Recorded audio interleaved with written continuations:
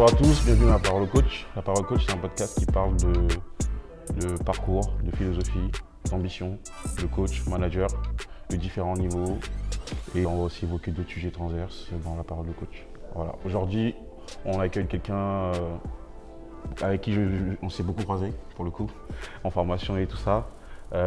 Moussa, qui nous honore aujourd'hui de sa présence.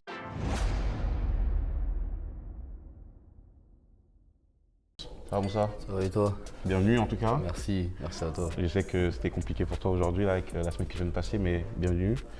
Et du coup, généralement, en fait, dans La Parole au Coach, je commence toujours avec une question simple. En fait, pour rentrer un peu dans la discussion, c'est comment tu es rentré dans le basket. Okay. Au-delà de l'aspect coaching avant, en fait, c'est vraiment d'abord comment tu es rentré dans le basket, comment tu l'as rencontré, ensuite comment tu es rentré dans le coaching. Okay. Mais j'ai connu le basket par hasard. Avant, j'étais beaucoup dans le foot. J'ai commencé par le foot, j'ai fait énormément de foot étant plus jeune. Okay.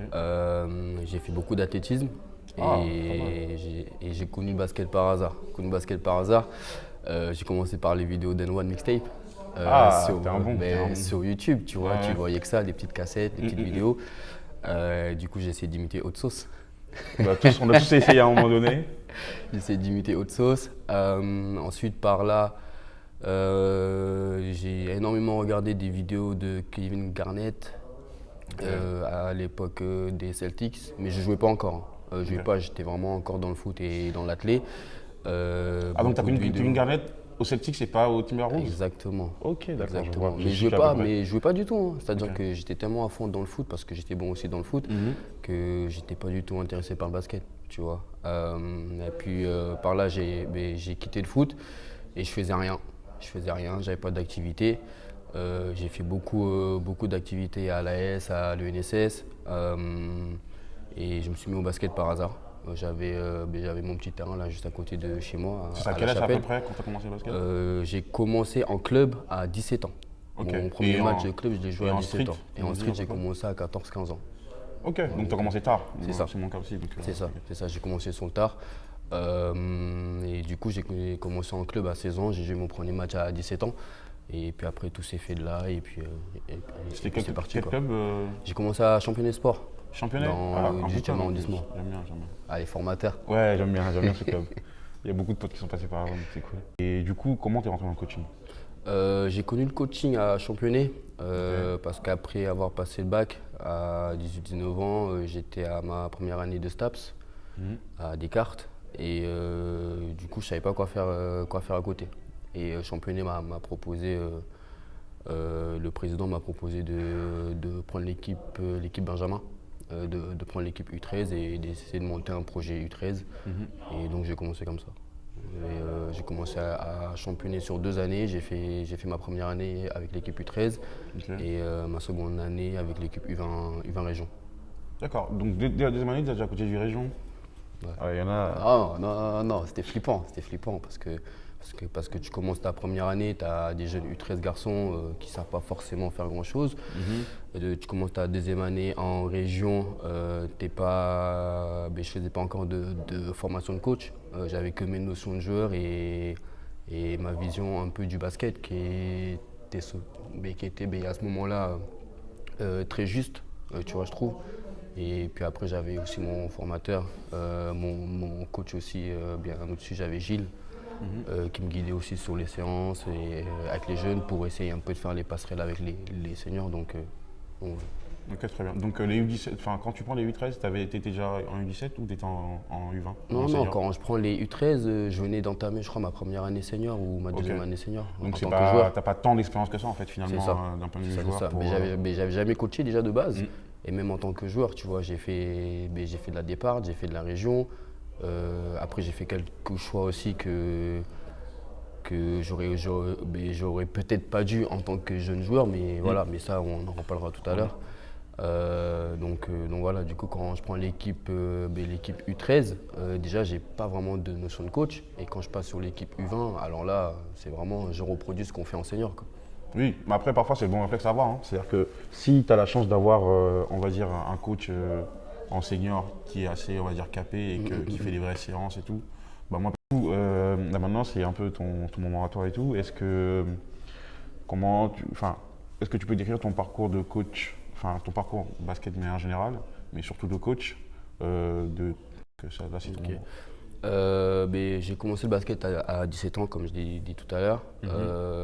J'avais pas mal de qualités athlétiques qui m'ont vraiment permis de pouvoir m'accrocher à l'activité déjà.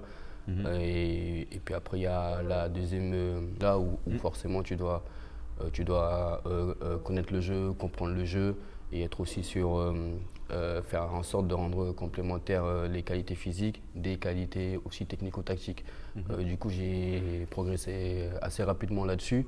Ce qui fait que qu'en 2 ans, j'ai pu jouer en région et être surclassé senior, faire les détections pour jouer en championnat de France derrière. J'ai eu pas mal de propositions aussi après derrière.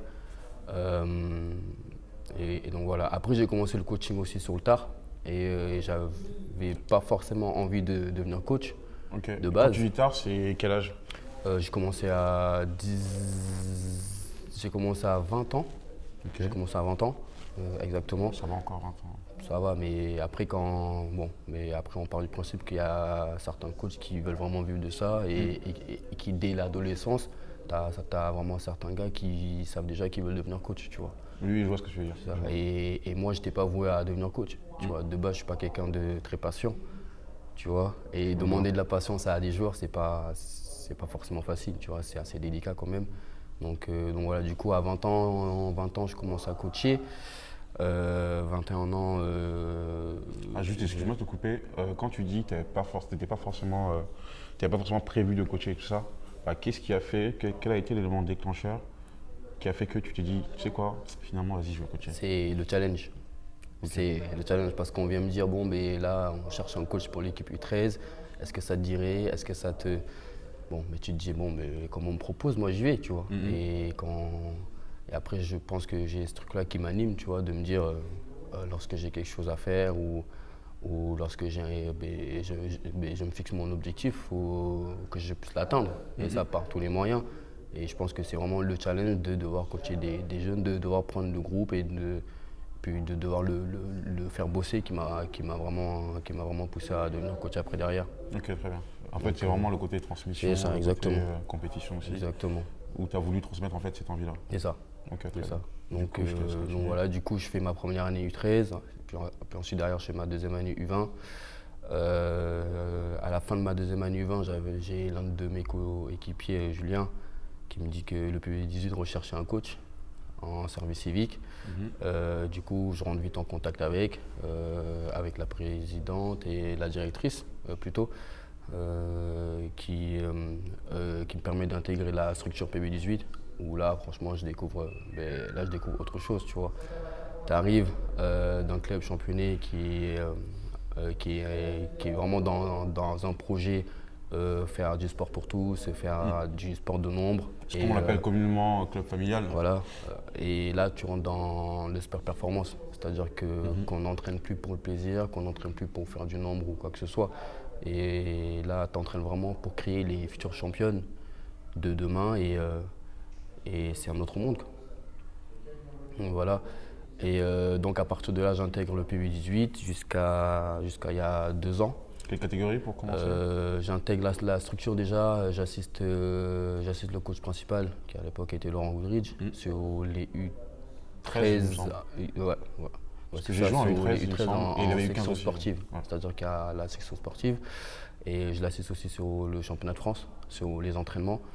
Et derrière, je commence avec une équipe U15 départ.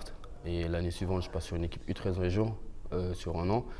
Je ne me sentais pas non plus forcément prêt, tu vois, mais ça fait partie des challenges et des décisions du club. Donc, il faut y aller, quoi. Ouais. Tu vois. Mais du coup, quand tu dis qu'il faut y aller, tu y vas en mode je vais tout casser ou tu y vas en mode j'ai à apprendre et en même temps j'ai quand même envie de tout casser. Tu vois ce que je veux dire ou pas? Non, parce que tu es dans ce juste milieu. Mais en même temps, si j'y vais en mode j'ai peur, ça ne marchera pas. Oui, voilà. Tu vois, ça marchera pas. Et même vis-à-vis des filles, tu vois, du groupe, ça va pas passer parce qu'on va vite me marcher dessus. Tu vois, j'y vais parce que j'ai le challenge encore une fois de me dire tiens, mais là tu as encore un nouveau groupe, on te propose un taf et il faut le faire. Tu vois, faut le faire. Et j'avais cette ambition-là aussi de me prouver à moi-même que je devais que je devais prendre mes responsabilités, tu vois. Et donc voilà. Du coup, à partir de là, je prends l'équipe U13. Ça se passe pas forcément bien, hein, parce que c'était encore mes débuts. Cette année-là, je commence à passer mon initiateur. Tu vois, je commence à passer mon initiateur. Le club me fait confiance, me donne une équipe U13 région élite et on doit monter en super élite. Tu vois, parce que la particularité aussi au PU18, c'est qu'en 2 ans, les filles avaient cette capacité-là à pouvoir faire du championnat de France. C'est-à-dire qu'elles sont recrutées en CM2 dans leurs écoles. Tu vois, c'est-à-dire que la plupart du temps, c'est des débutantes. Et il faut qu'en 2 ans, qu'elles puissent directement faire du championnat de France. Du coup, là, tu as quand même pas mal de responsabilités, tu vois. Oui, tu as carrément une génération entre tes mains, quoi. C'est ça. C'est-à-dire que la marque de confiance, moi, je trouve, elle est énorme quand même parce que du coup, tu vois, c'est la problématique qu'on a tous rencontrée en tant que jeune coach, quand on était un peu plus jeune et tout. C'est que généralement, les clubs avaient du mal à faire confiance. Ils préféraient prendre un coach déjà, on va dire, entre guillemets, expérimenté sur la catégorie ou sur le niveau, au lieu de se dire, tu sais quoi, ce jeune-là, il est prometteur, je vais lui donner sa chance. C'est ça. Et moi, je trouve que c'est une bonne chose, du coup, de lancer comme ça les jeunes. Et j'encourage ces clubs-là, moi. J'encourage ces clubs-là, je leur donne de la force parce que, tu vois, c'est pas tout le monde qui aurait fait ça. Donc, du coup, je te laisse continuer, mais c'est une très bonne chose. Non, mais tu vois, mais comme tu as dit, tu vois, c'était aussi. Moi, je pense, moi, je l'ai pris comme ça en tout cas, tu vois. C'était l'une des plus grandes marques de confiance, tu vois. Et c'est ce qui m'a permis après, derrière, de me projeter et de développer aujourd'hui ma structure, tu vois. Donc voilà. Et après, derrière, je continue à faire de l'assistanat. Et en championnat de France, toujours sur les entraînements. Et j'ai des équipes région plutôt second couteau. Okay. Et ça, c'est vraiment aussi l'une de mes spécialités et c'est l'une de mes volontés aussi. C'est-à-dire de préparer les jeunes joueuses, qu'elles soient débutantes ou d'un niveau moyen, pour qu'elles puissent performer la saison suivante en championnat de France ou qu'elles puissent performer, progresser aussi et se développer correctement. Ok, je vois. Parce que du coup, même ce truc-là de se recouper et tout ça, parfois, moi, je trouve que la récompense elle est beaucoup plus grande. Quand tu prends une joueuse qui, de base, n'est pas trop sur les plans, on va dire, du parcours élite, entre guillemets et tout, et que tu arrives à en faire une joueuse, pour moi, c'est l'une des meilleures reconnaissances en tant que coach que j'ai pu ressentir sur des joueuses que tu as vues, tu les prends quelque part et tu les amènes à un endroit et tout. Franchement, c'est cool. Du coup, je te laisse continuer. Il y a plus de travail déjà. Oui, il y a beaucoup de travail. Il y a plus de travail, il y a plus d'énergie à déployer, je trouve. Et c'est beaucoup plus gratifiant, tu vois, de se dire que tu as récupéré un joueur qui avait quand même pas mal de difficultés dans sa pratique. Et puis avec le temps et à force de travailler et à force de s'investir, ça paye toujours. Et le fait d'être à... tu vois, j'ai pas forcément envie de dire d'être à l'origine parce que, tu vois, parce que c'est le joueur qui est à l'origine de son effort, tu vois. Mais le fait d'accompagner un jeune sur son développement, derrière, c'est beaucoup... Et généralement, les jeunes, ils n'oublient pas ça. C'est ça. Ils n'oublient jamais. C'est ça. Peu importe où ils vont après et tout. Enfin, ça dépend lesquels.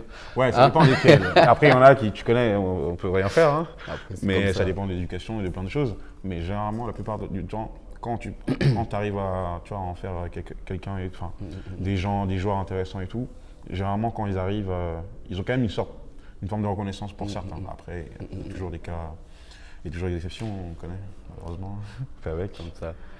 Et du coup, à partir de là, je reste au PB quand même pendant 7 ans et demi, 8 ans. Ok, toujours avec les U13 Non, j'ai fait plusieurs catégories. Okay. J'ai fait U13 départ, U13 région, U15 région, U18 région. Donc voilà. Et pas mal d'assistanats en championnat de France, vraiment. Et aussi des interventions en section sportive. Ok. Ouais. Du coup, sur ton expérience, on va dire PB18 de manière générale et tout, si tu veux ressortir deux choses si tu veux ressortir une chose que, entre guillemets, deux choses du coup, je dirais plutôt, que tu as appris de l'assistanat en championnat de France, parce que du coup, le fait d'être assistant en championnat de France, tu vois le niveau d'exigence qu'il faut pour rendre ces joueurs, on va dire second couteau, meilleurs et leur dire, en fait, le niveau demandé, c'est celui-ci. Moi, je connais le niveau demandé. Si tu veux y arriver, viens, on y va ensemble. Du coup, qu'est-ce que tu en ressors en termes d'apprentissage ou même de retour d'expérience sur les deux types de niveaux? La rigueur, okay. Déjà, parce que j'ai eu de la chance, le formateur que j'avais devant moi était quand même quelqu'un de très rigoureux et, tu vois, d'expérimenté. De deux, la patience. La patience dans le travail, parce que justement le fait après de retourner avec l'équipe 2 ou d'avoir les premières années sur la section sportive, tu te dis bon, allez, il faut quand même mettre de l'énergie, mais il faut rester patient Oui, parce que niveau exigence, c'est pas le pareil. process, c'est ça, tu vois. Et de trois, la confiance, tu vois. Pouvoir nouer des liens de confiance aussi sur le travail, tu vois, d'un point de vue professionnel et même avec les joueuses aussi. Okay. Tu vois, pour pouvoir montrer à ces jeunes filles-là que la confiance se fait à deux, tu vois, la confiance se crée à deux. Et à deux, on va pouvoir justement atteindre l'objectif qui est d'aller chercher le championnat de France ou qui est d'alimenter justement cette équipe-là championnat de France. Donc voilà. Ok, très bien. Du coup, pendant 8 ans, tu as été au Paris 18. Qu'est-ce qui a fait que tu as arrêté au Paris 18? J'avais besoin de couper. Tu vois, Okay. j'avais besoin de couper personnellement. J'ai coupé pendant presque un an, dans un premier temps. Je pense que tout coach à un moment a besoin de faire une pause, ou du moins toute personne à un moment de sa vie, ou à un moment donné, on ne sait jamais, il y a besoin aussi de se recentrer sur lui-même, de revoir ses projets, de revoir de recharger les batteries pour après pouvoir repartir derrière. Ok. Donc du coup, c'est plutôt particulier dans le sens où tu as commencé à coacher à 20 ans, du coup assez tard, entre guillemets, par rapport à ce qu'on a dit tout à l'heure. Après quand même 10 ans du coup entre mes débuts maintenant. Championnat et PB18. Tu as décidé de faire une pause. En fait, moi je veux savoir les raisons de la pause, au-delà du fait des bienfaits de la pause, mais pourquoi tu as voulu faire une pause en fait? Parce qu'en soi, tu es passionné, tu as ça. Mais personnellement, j'arrivais à un moment où selon moi, je devais penser à moi. Okay. Tu vois, je devais arriver aussi à me projeter, c'est-à-dire que s'investir pour un club, s'investir dans un sport, c'est bien, mais il y a aussi cet aspect-là personnel où tu dois trouver aussi ta ligne directrice. C'est-à-dire que quand tu arrives à un moment où tu passes plus de 35 heures, 40 heures dans un club sans pour forcément savoir pourquoi tu y es et au bout du compte, parce que tu t'investis plus sur le projet d'autrui que sur toi, tu te dis ah quand même ça fait beaucoup. Tu vois, c'est comme les gens qui travaillent chez eux quoi. C'est ça. Faut trouver un juste milieu. Puis j'avais ce facteur-là aussi, ce petit truc-là aussi qui me disait que j'avais besoin aussi de m'investir sur moi. Et à quel moment c'était le moment pour pouvoir m'investir sur moi. À quel degré? À 100%, tu vois, pour ne pas le faire à moitié. Donc à ce moment-là, je décide de couper. Je voulais même arrêter de coacher, tu vois. Après, j'ai eu quelques discussions aussi que ce soit en famille ou avec d'autres coachs, tu vois, qui essaient un peu de me pousser, de me relancer aussi derrière. Et donc voilà, du coup j'intègre la sélection après quelques mois d'arrêt par le biais de Marlise Bordeaux qui me propose de l'assister. On avait déjà la section de Paris. Okay. La section de Paris. Par le biais de Marlise Bordeaux qui me demande de l'assister parce qu'on avait déjà travaillé ensemble sur la section U12 2 années auparavant, juste avant le Covid. Et donc elle m'a demandé de l'assister sur la sélection. Du coup je dis ok. Je coachais pas dans un club en particulier, mais du coup j'intervenais sur la sélection avec elle en tant qu'assistant. La même année, je prends la tête de la sélection parce qu'il y a eu un arrêt. Et du coup, depuis là, je suis en sélection. Et l'année dernière, cette année, je suis au Mont-Valérien. D'accord, quelle catégorie au Mont-Valérien? Aux catégories U15 régions. Ok, très bien. D'ailleurs, Mont-Valérien, un très bon club féminin avec le Paris 18. Parce que c'est les clubs féminins un peu phares. À Vincennes, on va dire un cran en dessous d'un point de vue jeune. Mais c'est vrai que Mont-Valérien, pour avoir coaché des jeunes filles pendant un moment, c'est des équipes qu'on a beaucoup rencontrées et que généralement c'était qualitatif, généralement. Et premier centre d'entraînement d'Île-de-France. Exactement. Donc félicitations à JC d'ailleurs, s'il nous regarde. Mais voilà, donc du coup, mon Valérien, Yes. U15 depuis cette année, du coup. Yes. Et ok, très bien. Et attends, j'avais posé la question. Du coup, là, aujourd'hui, tu es coach de la sélection Paris. de Paris, U13, du coup. Yes. Ok, et tu es coach à U15 déjà à Montvalo.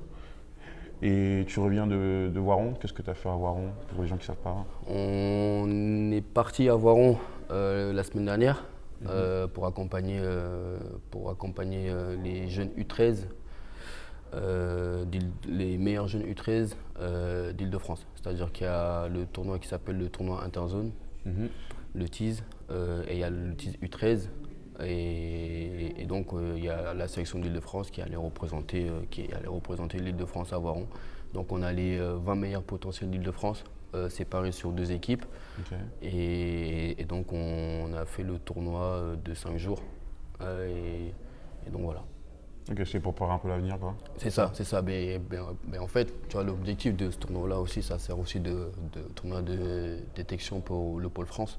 Ok. Tu vois, pour pouvoir aussi Anticiper un peu les anticiper recrutements. sur les futurs profils, voir aussi comment est-ce que les joueuses aussi progressent sur 2 ans, parce qu'après, parce que lorsqu'elles sont en deuxième année U15 en général, lorsqu'elles font partie des meilleures joueuses de leur génération, il y a le tournoi des demoiselles qui après sélectionne les meilleures joueuses de France, qui feront les tests d'entrée à l'INSEP. Et donc voilà. Du coup là, Ok. le TIS Donc c'est aussi vraiment pour sert un peu pouvoir suivre sur d'anticipateur. une longue période C'est ça, des exactement. potentiels. Exactement. Ok, très bien, très bien. Donc du coup, avec ton expérience coaching qui est assez quand même variée et assez enrichissante, parce que pour le coup, tu as eu 2 des très bons coachs, on va dire, dans le secteur féminin de l'Île-de-France, Laurent et JC. Comme formateur. Voilà, c'est-à-dire que c'est des gens quand même qui sont, pour le coup, c'est vraiment, moi pour le coup, c'est des gens que je sais qu'ils font le taf. Ils ont fait le taf et ils ont sorti des clubs de nulle part. Et du coup, toi, en tant que coach, comment tu définirais ta philosophie aujourd'hui? C'est-à-dire qu'avec toute l'expérience que tu as pu avoir, avec tout ton vécu, on va dire, en tant que joueur, et même ton vécu en dehors du basket et ainsi de suite, en partageant avec d'autres coachs, aujourd'hui, comment tu définirais ta philosophie en tant que coach? Je vais la définir sur une phrase qui est choisir entre la douleur de la discipline ou choisir entre les douleurs des regrets. Ok. Voilà. Donc toi, tu es vraiment dans une balance où on est entre les regrets ou la discipline. C'est ça. C'est très philosophique. Les en regrets, vrai. ça fait mal. Tu vois, Oui, ça c'est fait très mal de philosophique, en vrai, regretter. comme Et la approche. discipline, c'est pas facile. C'est-à-dire que c'est soit tu fais le choix de rester discipliné, de rester concentré, de rester focus, d'aller jusqu'au bout des choses, tant bien que mal, hein, que tu réussisses ou non. Mais à le bout des choses, en tout cas. C'est ça. Ou forcément, tu vas devoir faire face à des regrets, où il y aura de la déception, quoi, au final, et ça, c'est pas bon. C'est pas Oui, bon. je vois ce que tu veux dire. Je vois ce C'est, que tu veux dire. Ok, très bien. En vrai, c'est archi philosophique parce que du coup, faut avoir assez de recul d'un point de vue esprit pour, tu vois, comprendre la chose. Mais en fait, tu vois, pour revenir sur mon parcours, tu vois, j'ai fait beaucoup de foot, mais j'ai eu des regrets à la fin, tu vois. J'ai fait beaucoup de sport entre, tu vois, j'ai toujours été bon, voilà, quoi, athlétique, mais j'ai quand même quelques regrets. J'ai fait beaucoup d'athlé, mais j'ai des regrets, tu vois. Parce que t'as pas le sentiment d'avoir été au Mais d'être à bout le du bout, non, truc. surtout pas. Surtout pas, parce que peut-être que mentalement, ça a failli, il y a un moment, tu vois. J'ai fait du basket et je pense qu'en tant que joueur, j'aurais pu faire plus, j'aurais pu aller plus loin, mais il y a des choix aussi qu'il a fallu faire. Mais j'ai quand même eu quelques regrets jusqu'à un certain moment. Tu vois. Là, maintenant, j'en ai plus parce que, parce que je pense que j'ai l'expérience nécessaire aussi pour comprendre les choses différemment, tu vois. Mais quand j'étais en plein dedans, jusqu'à mes 23 ans, j'ai regretté de ne pas avoir fait le choix d'être allé les jouer plutôt en championnat de France ou de ne pas avoir écouté un tel qui me disait tiens vas-y va jouer en National 3 ou en National 2 ici, tu vois. Oui, tu vois. En fait, tu t'es dit c'est l'expérience que tu aurais pu faire. C'est ça. En vrai, oui, je vois ce que tu veux dire. Parce qu'en fait, on a tous ce sentiment-là. Quand parfois tu prends du recul sur une situation et que tu changes une situation. Généralement, ça arrive quand on est dans des moments, on va dire, très dur. C'est ça. Et c'est on ça. se dit, en fait, si j'avais fait ça, je ne me serais pas retrouvé là, C'est et ça, ainsi de suite. c'est ça. Et du coup, bon, ben, ça m'a suivi tout au long, entre parenthèses, de ma carrière, tu vois. Et, euh, et donc jusqu'à présent, ben, lorsque je prends un groupe, lorsque je prends une équipe, ou lorsque je bosse en individuel avec 2-3 joueuses, ou même par rapport à ma structure, tu vois, lorsque je commence mon camp l'été, il ne faut absolument pas qu'à la fin du camp, que je me dise « Ah, Là, j'aurais pu mieux j'ai faire. failli avec un Je vois ce que joueur tu veux dire. » ou ben, à cette période-là, du coup, j'étais fatigué, donc forcément, je trichais sur les heures d'entraînement. Ou non, non, là, c'est du début jusqu'à la fin. Je dois donner l'énergie qu'il faut, même si après, il y a des up and down, tu vois. Mais il faut s'accrocher et aller au bout des choses parce qu'il ne faut pas qu'à la fin, je puisse me regarder ou tu vois, ben, y avoir la petite pensée qui va, tu vois, quoi, qui va me dire « Ah !» Qui va venir, Tu vois, qui va venir ça. nuancer C'est ça. la pensée positive. C'est ça. Ok, je vois. Bah, du coup, justement, je rebondis sur ton projet personnel dont tu nous as parlé tout à l'heure. C'est ton camp. Est-ce que tu peux me dire quelle est la genèse de ce projet, comment c'est arrivé, comment ça se passe actuellement, c'est quoi un peu le projet d'avenir sur ce projet-là? Écoute, j'ai développé Self-Talk. Ok. Self-Talk Sport, c'est ma structure d'entraînement. Ok. J'ai commencé à faire le projet, mais à l'écrire quand je sors du lycée. Quand je sors du lycée, parce que je ne Ah savais oui, pas c'est-à-dire quoi que c'est un faire. truc C'est ça en fait. qui mûrit C'est depuis ça. longtemps, quoi. Je ne savais pas quoi faire. C'est-à-dire, bon, ben, le tout, c'est qu'en termes d'orientation, je voulais faire du sport. Ouais, tu vois, je voulais faire du sport. Donc forcément, je suis allé en STAPS. Mais je pensais qu'on allait faire plus de sport que de sciences, tu vois. Parce qu'il y a quand même pas mal de matières scientifiques, tu vois. L'anatomie, compagnie. Et ça m'attire pas forcément, tu vois. Ça me plaît pas. Du coup, j'arrête après ma première année. Je ne savais pas quoi faire. À ce moment-là, j'étais aussi en train de me projeter pour aller aux États-Unis pour faire un double cursus athlétisme basket. Ok. Tu vois. Au final, je ne vais pas au bout. Bam. Et là, j'ai l'opportunité PB18 qui me tombe dessus. Du coup, je Pourquoi tu commence vas à pas au bout entraîner. si c'est... Parce que déjà, dans un premier temps, je contacte. C'est l'agence qui me contacte. C'est-à-dire qu'ils ont vu 2-3 vidéos de moi que je mettais en ligne. Et du coup, j'ai l'agence qui me contacte pour justement dresser mon profil parce qu'ils me trouvaient assez intéressant pour justement faire de l'athlétisme. Et à ce moment-là, je reprends l'athlé. C'est-à-dire que j'ai fait de l'athlé quand j'étais plus jeune au collège en Nouvelle-Calédonie, parce que j'ai grandi en Nouvelle-Calédonie. Et du coup, je fais 2 ans d'athlé en UNSS. Ok, d'accord. Et Et c'est quoi l'aspect en athlète? j'ai fait du 100, du 2 et de la longueur. Tu vois, lorsque j'étais plus jeune et lorsque j'ai repris, je voulais faire du 100 parce que c'était un peu l'époque Bolt. C'était Tu vois. phare. Ouais, ben, quand tu as Bolt en face de toi à la télé, tu vois, tu lui ressemblais, mais je pense qu'avec le recul, j'aurais peut-être dû faire du 4. Ok. Tu vois, avec le physique un peu longiligne, athlétique, tu vois. Et, Quand tu dis 4, c'est 400 mètres. Hein. ouais, du 400 mètres, tu vois. Pour les gens qui connaissent pas. Non, parce que les gens qui, tu vois, moi j'en ai un tout petit peu fait de la clé, donc voilà, c'est pour les gens qui connaissent pas, au moins ils ont la ref. Tu vois. Et du coup. Et longueur, là, c'est soit en longueur. C'est ça. Voilà. C'est ça. Et non pas son hauteur. Ouais. Et du coup, là, j'ai l'agence qui me contacte par le biais d'une ancienne athlète française qui s'appelle Gaëlle Niaré, qui a été championne de France, championne d'Europe, je pense, de saut. Et du coup, je dresse mon profil, l'agence dresse mon profil, on commence à contacter un peu des facs. Et là, j'étais en surcharge d'entraînement. Ça veut dire qu'en faisant l'athlé, je continuais mes entraînements de basket. C'est-à-dire parce que moi, j'étais vraiment motivé par le fait de devoir faire mon double cursus et d'aller jusqu'au bout. Et lorsque je commence ma saison de basket, j'étais en pleine prépa d'athlé. D'accord. Et lorsque je commence ma prépa d'athlé, j'avais déjà fait ma prépa basket. C'est-à-dire que la saison d'athlé commence en général fin novembre, début décembre, tu vois, la saison d'hiver, parce qu'il y a 2 saisons.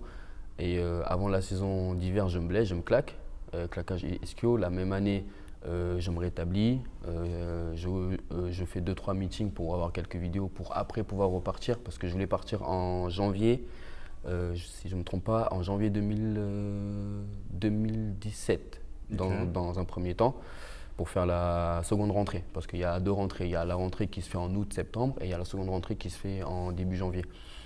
Et du coup, moi, je rate ma rentrée. Et derrière, je me soigne.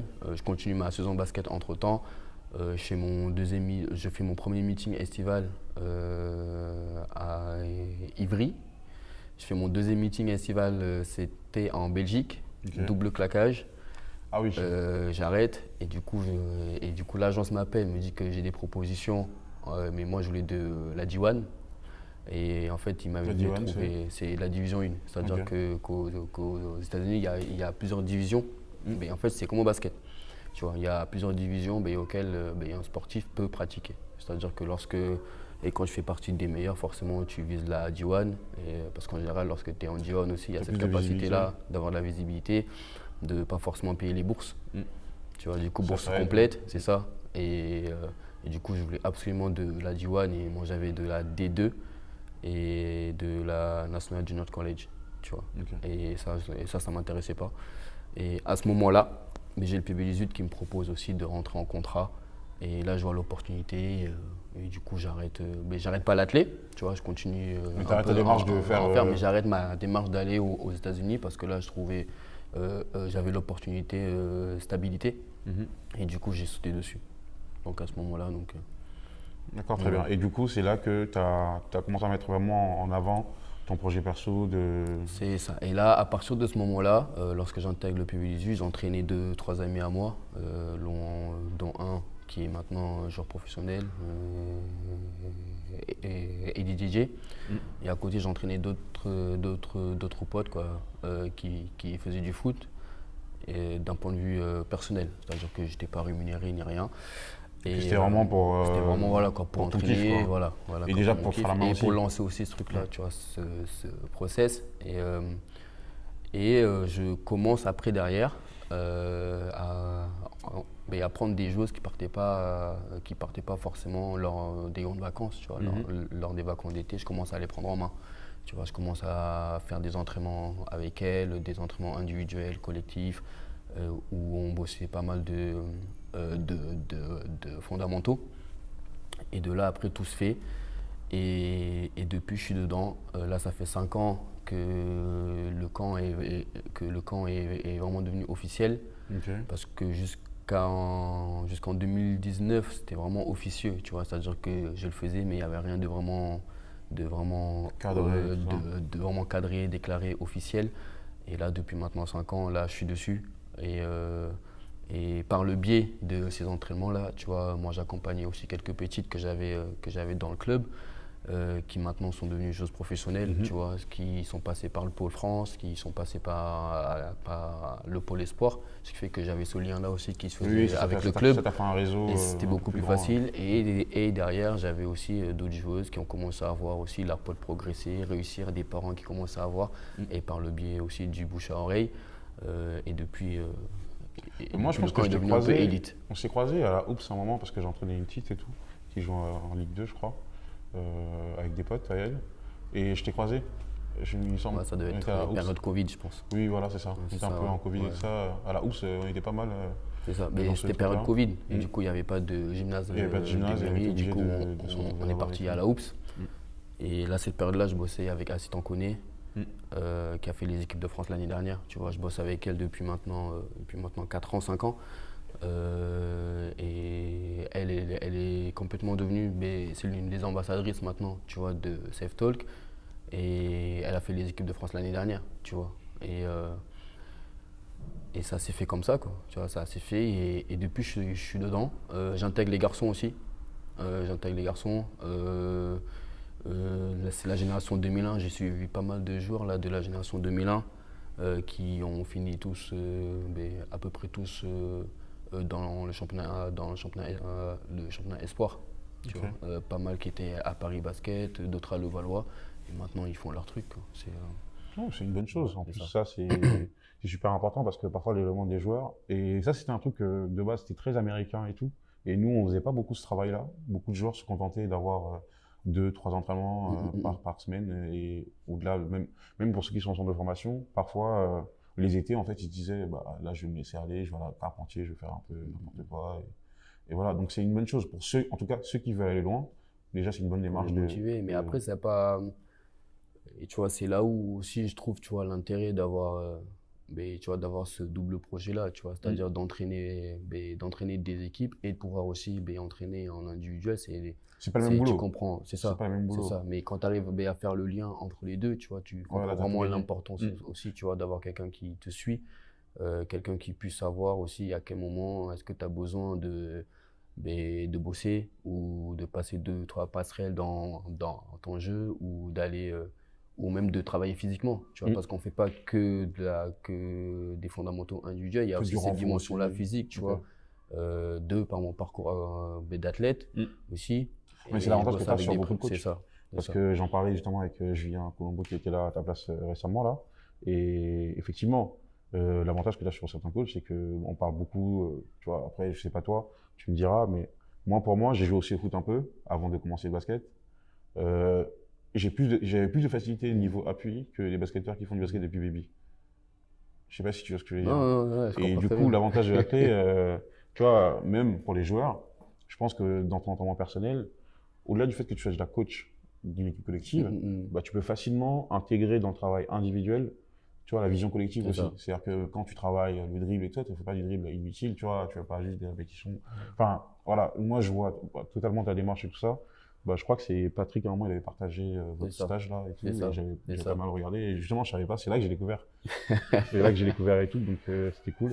Et là, du coup, c'était il y a un stage ou Et pas? là, du coup, c'était là, on part pour la 5e édition, Ok. juillet-août. En général, on bosse vraiment sur 3 semaines sur le mois de juillet. Et on a la première semaine du mois d'août où là, on revoit un peu les routines pour relâcher un peu physiquement, pour aussi que les joueurs puissent aussi se préparer derrière pour leur saison. Mais voilà, c'est qu'on amène Et il y a vraiment. un lieu précis où Mais on est dans le 18e, mais en général, parce que moi je suis de là, Mm. je suis du 18e, j'ai grandi dans le 18e et ça me tient à cœur aussi d'amener aussi ça chez moi, tu vois, de Non, mais montrer, je vois totalement. tu vois, de montrer aussi que dans mon arrondissement, dans mon Il se passe des quartier, choses. voilà quoi, Il se passe des choses et il y c'est a des choses qui positif. se font et il y a du talent surtout, Mm. tu vois, il y a du talent et j'espère aussi, tu vois, quoi, servir d'exemple aussi, tu vois, Je vois totalement ce que tu veux dire. servir d'exemple aux jeunes, tu vois, quoi, qui sont même dans l'arrondissement où tu as même de différents horizons, où tu vas montrer que le travail paye. Donc, donc voilà. Ok, très bien. Bah, du coup, là, on va rentrer un peu dans les sujets, on va dire un peu global et tout. On avait listé 2 sujets. Le premier, c'était le basket féminin de manière générale. Après, d'ailleurs, on allait faire un échange là-dessus. Après, le second, c'est toi qui l'avais proposé. Moi, je trouvais le sujet super intéressant. C'était, du coup, si tu peux le redire. Le paradoxe du sport performance. Ok, très bien. Voilà, donc du coup, on va commencer par le basket féminin. On en a un peu parlé tout à l'heure Ouais. parce que tu as essentiellement coaché les filles, du Mhm. coup. Euh, je suis un peu dans ton cas, donc on se comprend. Euh, déjà, pour la première question, c'était en tant que coach, on va dire mec, de coacher les filles. Déjà, juste ça, quand tu es jeune coach, euh, même si tu n'avais pas d'expérience de coaching avant, qu'est-ce qui a été le plus dur pour toi dans l'approche? L'adaptabilité. Ça veut dire que là, tu passes de garçons qui sont naturellement dans l'activité, naturellement dans les dribbles, les skills, dans la volonté de vouloir se montrer. Exactement. Mais là, tu penses, il y a un public féminin. Et en plus, moi, dans mon contexte, tu vois, c'est-à-dire que j'ai des filles qui connaissent le basket que depuis très peu de mois, très peu de jours même, certaines, tu vois. Mhm. Et leur amener cette dimension-là aussi, tu vois, déjà tactique, technico-tactique et la prise de confiance, là, il y a du boulot, tu vois. Et du coup, l'adaptabilité, c'est vraiment le mot-clé, tu vois. C'est-à-dire pouvoir s'adapter à un public féminin qui souvent est en manque de confiance, souvent est en manque de repères, que ce soit visuel ou même physique, tu vois. C'est-à-dire à qui je vais me référer pour pouvoir réussir. Ou... Et donc voilà, et surtout quand tu as affaire après derrière à ce profil-là de joueuses assez atypique, tu vois, de grande taille, tu vois. Puis là, tu rentres dans un autre registre, tu vois. C'est vraiment faire en sorte que la joueuse puisse s'accepter, tu vois. Exactement. Puisse accepter son corps, puisse accepter qu'elle a des qualités, mais sans même le savoir, tu vois.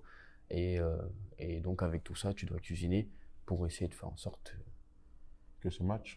voilà, que ça matche et que les joueuses prennent conscience qu'elles ont des qualités, et qu'on les entraîne pas pour rien, tu vois, qu'elles sont là parce qu'on croit en elles, parce qu'on leur fait confiance et parce qu'on va surtout les aider à se développer et à faire en sorte d'arriver à progresser. Voilà, quoi. Là, c'est vraiment le process, c'est vraiment faire, euh, faire en sorte qu'une joueuse, ou du moins que plusieurs joueuses d'un collectif ou d'une génération puissent se rendre compte qu'il y a quelqu'un qui va les aider à se développer et à progresser, mais le faire correctement, tu vois. Je vois totalement. Et justement, par rapport à ça, j'allais te demander, l'adaptabilité, tout ça, tout ce que tu as raconté, c'est super cohérent et tout. Mais pour toi, jeune coach, qui n'a pas encore d'expérience au coaching, euh, quel outil tu as utilisé pour arriver, tu vois, à ces conclusions-là? Mm. Parce que, tu vois, entre le vouloir, tu vois, genre Et le faire. l'espérer ou quoi que ce soit, et le faire, c'est deux choses différentes. Ouais. Qu'est-ce que tu as utilisé comme outil? Parce que forcément, on a tous rencontré des difficultés, tout Ouais. ça, on va pas s'attarder là-dessus. Mais vraiment, le plus important, c'est vraiment quel outil tu as utilisé, quel conseil tu pourrais donner, tu vois, genre, enfin, pas forcément un conseil, mais vraiment quel outil, toi, t'ont permis de te dire, tu t'es dit, ah là, j'ai le truc. Ouais. Tu vois, là, j'ai le truc pour, vas-y, là, tu vois ce que je veux dire, ou pas? Donc, du coup, Mais après, tu vois, je pense que c'est quelque chose qui est aussi personnel, tu vois. Mm. C'est-à-dire qu'avec l'expérience que j'ai eue tu vois, grâce au foot, tu Mhm. vois, grâce au foot où j'étais bon, mais j'ai finalement échoué euh, lorsque je devais intégrer de bons clubs. Mhm. Mes débuts dans le basket, où tu vois, forcément, j'ai progressé tellement vite qu'au bout du compte, je me retrouvais à pouvoir jouer à un certain niveau. Et mon vécu personnel, tu vois, c'est-à-dire grâce à mes qualités, ma capacité à travailler, tu vois, j'étais quelqu'un de très autodidacte. Tu vois, Mhm. j'ai jamais eu vraiment besoin de qui que ce soit pour pouvoir bosser, pour pouvoir m'entraîner, pour pouvoir apprendre à sauter. Et de là, lorsque j'ai ce public-là féminin, c'est déjà ma première réflexion à moi lorsque j'ai commencé à coacher, c'est, euh, tu vois, fallait que je travaille sous forme de cycle. Tu vois, mais ça m'est venu comme ça. Tu vois, je me suis même pas dit, tiens, vas-y, j'ai lu ça dans un livre ou j'ai fait ça comme ça. Tu vois, En fait, tu c'est-à-dire t'es que je me suis dit, servi de mon je vais expérience faire pierre par personnelle. pierre. C'est ça. Tu vois, je me suis servi de mon expérience personnelle pour commencer à bâtir un projet. Ok. Et lors de mon entretien pour entrer au PB, je me rappelle encore, tu vois, je discute avec Agnès, tu vois, la directrice, Mm. et je lui dis, moi, je veux développer, tu vois, je veux perfectionner les jeux, je veux bosser comme ça, je veux ta. Et là, dès qu'on me donne des filles comme ça, je me dis, bon, allez, mais je reste dans mon projet de développement, de ci, de ça. Mais il y a aussi cette dimension-là d'apprentissage aussi qu'il faut que j'apprenne, tu vois. Et ça, les formations, ça sert aussi à ça, tu Oui, vois. totalement, Donc, totalement. Parce que dans tout ça, la communication, elle est ultra importante dans tout ça. La pédagogie, parce que on peut communiquer et pas être pédagogue, tu vois. On peut être pédagogue en communiquant mal. ouais. Enfin, généralement, quand tu es pédagogue, t'es pas mal. Mm, mm, Mais en tout cas, tout ça, du coup, la pédagogie, c'est pas des choses simples. C'est pas donné à tout le monde. Parce qu'il y a beaucoup de gens qui ont énormément de compétences qui savent pas le C'est transmettre. ça, c'est ça. Et, du coup, moi, j'avoue, récemment, je crois que JC l'avait partagé sur Instagram. Moi, je trouve que ton discours, il est souvent sain, en fait. C'est-à-dire que tu es dans la dureté, sur l'intensité, sur l'exigence et tout ça, mais ton discours est quand même sain. Et moi, je trouve que c'est le bon équilibre à avoir dans le basket féminin, parce que, bah, en tant que coach, je pense que, en tant que coach qui a coaché beaucoup de filles, tu as dû entendre le même discours que moi, des coachs qui disent, moi, je coach pas les filles, c'est pas pour moi, machin et tout. Je pense que c'est juste des gens qui veulent pas aller au-delà, d'un point de vue communication et pédagogie, sur ce qu'ils font d'habitude. Parce que effectivement, communiquer avec les garçons sans faire tu vois, sans grossir le trait et tout, c'est assez simple dans l'absolu. À part qu'on arrive au niveau senior et tout, en jeune, c'est assez simple. C'est-à-dire que tu dis vas-y, tu vois. Mais après, c'est là où je trouve encore une fois, tu vois, qu'il y a ce paradoxe-là Mm. entre ce que t'es et ce que tu fais, tu Mm. vois. Et moi, j'ai trouvé le juste milieu parce que justement, ce que je fais me correspond, tu vois. Et quand je coach les filles, en général, tout se passe à l'entraînement. C'est-à-dire que la rigueur que je demande, l'intensité que je demande, tout, tout doit passer par l'entraînement. C'est-à-dire que mais je pense qu'on connaît tous cette phrase-là mythique qui dit mais tu joues comme tu t'entraînes, tu Exactement. vois. Et ça va bien au-delà de ça, tu vois. C'est comme je t'ai dit tout à l'heure, tu vois, sur ma philosophie, c'est la discipline, tu vois. C'est la discipline où forcément les regrets Et lorsqu'on perd un match en général, on a tous ce discours-là de c'est pas bien, je suis déçu, je suis ci, je suis ça, c'est ça, nana. Et on se perd souvent, tu vois, là-dessus. Et moi, ce que j'essaye au maximum de faire lorsque j'ai mes filles en main, tu vois, c'est vraiment de me dire je coach les futures femmes de demain. Ça veut Tu dire coaches que au-delà du basket. c'est ça en fait. C'est-à-dire que le discours que j'ai, c'est aussi un discours que je me suis imposé à moi-même étant plus jeune. C'est aussi un discours que je m'impose actuellement, tu vois. Même, tu vois, quand même à 29 ans, je continue d'apprendre, tu vois. Je continue à connaître différentes personnalités, je continue à connaître différents styles de jeu, différents trucs. Et Ça fait toujours un apprentissage en tant que ça, en fait, coach, tu vois. mais en même temps, tu apprends aussi pour transmettre de la Exactement. meilleure manière possible Exactement. aux joueuses. Mais je pense que la vie, déjà, c'est un apprentissage en continu. Exactement. C'est-à-dire qu'on peut réitérer des erreurs qu'on a eu à faire plus jeune, mais sous différentes formes ou dans une différente situation, tu vois. Et là, tu as affaire à des adolescentes qui rentrent dans la vie encore, tu vois. Et on est coach, on est éducateur. Il y a cette dimension-là aussi qu'il faut prendre en compte. Et dans le discours qu'on a justement vis-à-vis de ces filles-là, il faut qu'il soit le plus simple possible et le plus propre et le plus neutre aussi, tu vois. Exactement. Il faut être juste. C'est ça. Surtout avec les filles. C'est ça. Enfin, pour avoir fait un peu les deux, du coup. Avec les filles, c'est important d'être juste parce que si tu es juste avec elles, généralement, elles vont la guerre avec toi jusqu'à la mort. Et le même discours pour toutes. C'est-à-dire que tu ne peux pas faire du cas par cas. C'est à partir du moment où tu rentres dans le cas par cas, tu sais déjà que c'est biaisé et que tu es l'élément perturbateur du groupe, tu vois. Je vois ce que tu veux dire, mais par contre, justement, j'ai une question là-dessus, parce qu'on parle un peu de discours et ainsi de suite, parce que sur, tu vois, la grille des personnalités, là, comme sport, machin et tout, est-ce que, dans ton discours que tu dis que tu fais pour tous, tu arrives à nuancer ton discours pour que chacune soit touchée à peu près de la même manière? Après, je pense que la nuance, d'un point de vue personnel, se fait à l'entraînement. Ok.